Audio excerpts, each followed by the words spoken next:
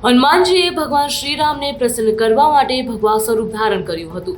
શું તમે જાણો છો, તેમણે પોતાના ભગવાન શ્રીરામનું રક્ષણ કરવા માટે પંચમુખી અવતાર પણ ધારણ કર્યો હતો. પૌરાણિક કથા અનુસાર જ્યારે ભગવાન રામ અને રાવણ વચ્ચે યુદ્ધ ચાલી રહ્યું હતું, ત્યારે રાવણને યુદ્ધની વચ્ચે ખબર પડી હતી કે તેની સેના યુદ્ધ હારી રહી છે.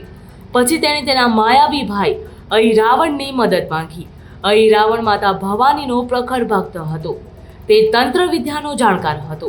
પોતાની જાદુઈ શક્તિનો ઉપયોગ કરીને તેણે ભગવાન શ્રી રામની આખી સેનાને ગાઢ નિંદ્રામાં મૂકી દીધી હતી. ભગવાન રામ અને લક્ષ્મણનું અપહરણ કરીને તેણે પાતાળ લોકમાં લઈ ગયો હતો.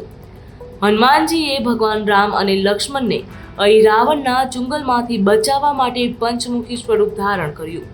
એક સાથે 5 દીવા બુઝાવીને અહિરાવણનો વધ કર્યો અને ભગવાન રામ અને લક્ષ્મણને તેના ચુંગલમાંથી મુક્ત કર્યા. જો તમે દક્ષિણ દિશા સિવાય ઘરના દક્ષિણ પશ્ચિમ ખૂણામાં પંચમુખી હનુમાનજીનું ચિત્ર લગાવો છો તો તમે વાસ્તુ દોષનો અંત લાવી શકો છો.